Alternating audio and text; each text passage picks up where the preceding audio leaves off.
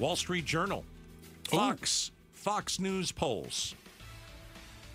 They show Harris erasing some of Trump's lead in swing states. Well, and again, I say it, you guys already know this. I mean, if you listen, I'm assuming you listen to the show, you're smarter than the average bear to begin with. Swing states are the only ones that matter. These national numbers you see, Trump versus Harris, 50 state polls, who cares? Irrelevant. Right. Irrelevant. Right. It matters Arizona, Georgia. This is what matters. Michigan, Pennsylvania.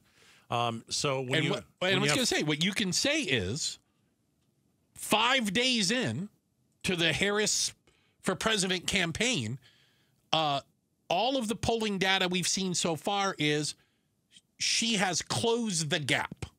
Yeah, I don't think you could have orchestrated it any better. That's a good argument. I mean, really, she has had a very good week. And when you want to look at no missteps that I could argue right, with. You could look at the polls. You could look at the money that she's brought in. You could look at the endorsements. You can look at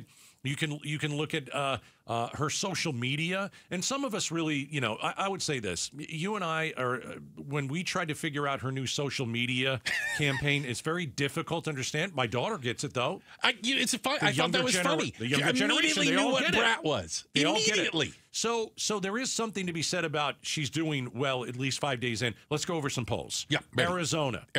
All right. Trump up 49-44. Ooh. She's gained 4 points in 5 days. In Georgia. Not bad. She's gained 5 points in 5 days. Okay. Trump is now leading by 2 in Georgia. Mm-hmm. Okay. So there is some momentum on her side. Momentum, yes. She's not destroying them. She's not leading in any of the states. She's tied in Wisconsin. And again, these are just one poll. Right. I like when we start getting the poll averages, when there's multiple ones out there. The problem is that individual state polls, we get very few of them, and they're usually a smaller sample size, so a little more volatile, with like a plus or minus 5. Presidential Essentials, only the need-to-know stuff about the 2024 race. Here's one. Ready? Can she win Pennsylvania and or Arizona by picking a vice president from that state? Because a couple people we've talked to says, hey, if she goes with Senator Kelly, Arizona goes to Harris. Arizona, yeah. Do you believe that? No. I don't believe it either. Here's why I don't. Here's the only caveat. I don't think it would hurt in Arizona to have an Arizonan as the vice president. I just don't think that Senator Kelly's that popular. Yeah. And I don't mean that he's unpopular. I just think he's kind of there, and he seems like a nice guy, but he's hardly high profile, right? He's impressive. He's got a great resume. Super smart, astronaut. Stop it, astronaut. Well, I mean, he's been through a lot in life. His wife was shot. But I don't think a lot of people know anything about, like, if we played a clip right now, I wouldn't go, oh, that's Mark Kelly talking. Like, I just don't know a lot about him. I don't think a lot of people do. So in Pennsylvania, Trump +2. In Arizona, Trump +4. Still up by 4, yeah. Presidential Essentials, only the need-to-know stuff about the 2024 presidential race. All right, how about this one? I'm ready. Who are Haley voters for Harris? Oh. So I'm starting to see this. If you're out there and you're a Republican, okay, and you really don't like Trump, and in the primary, you voted for Haley, are you voting for Harris? Interesting. Right? Did you vote for Haley because you don't like... It was a protest Like, vote. are you a never Trumper? Because there's some Republicans that are a never Trumper. Yeah. And they would rather have anybody else in there. Literally any other human. How big a percentage is that? That's the question. Well, and here's the thing. It's greater than 0. Thanks a lot. It's not 0%. Right. And this election will be determined by 1 or 2% of the electorate. And so if there really are Haley voters for Harris, I'm not saying it's the difference in the election, but it's, are there a lot of Biden voters for Trump now?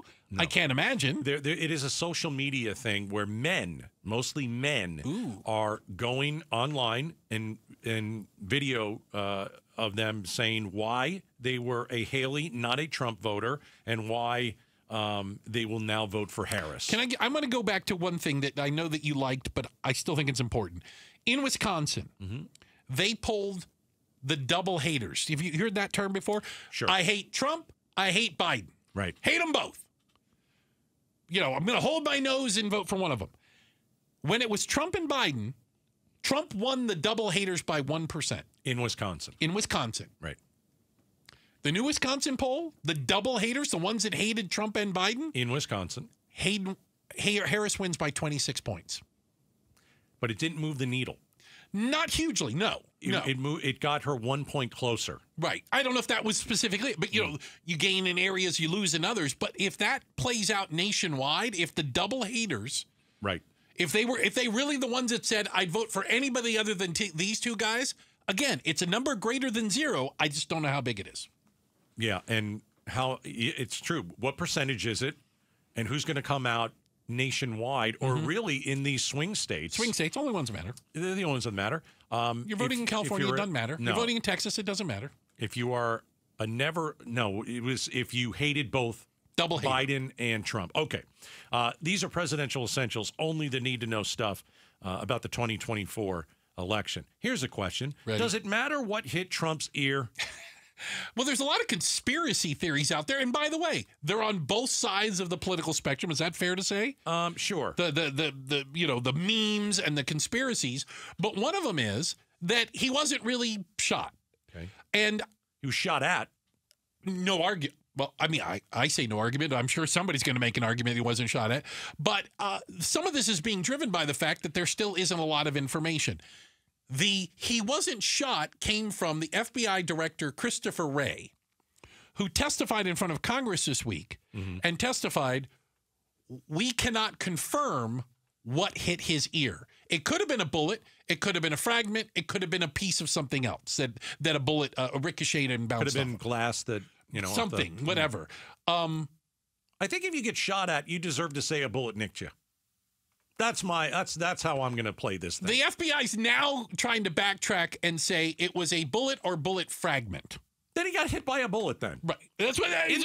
In the smallest part of his ear, right? Very small. Yes. Very small. 2-centimeter wound, according to his lunatic doctor, that Ronnie, the pill pusher from the White House. Well, we haven't seen a medical report on Trump's ear. Again, Trump hasn't given a lot of information. The FBI hasn't given information. The Secret Service haven't given information. And so people tend to fill in with the crazy. Does it matter? No. See, I think being shot at is enough. No, I agree. An assassination attempt, and that is certainly what it was. Again, there's no argument, right? I mean, unless you're in complete loony circles. And he said he's going back to Butler. He's going to hold another. Outdoors? I think so. That's what he said today. Okay, well, he's just tempting him now. These are presidential essentials, only the need-to-know stuff about the 2024 presidential race. All right, Gatos. Thanks for watching Outspoken with Bruce and Gatos. Tap to watch more from KTAR News and click the button in the middle to subscribe.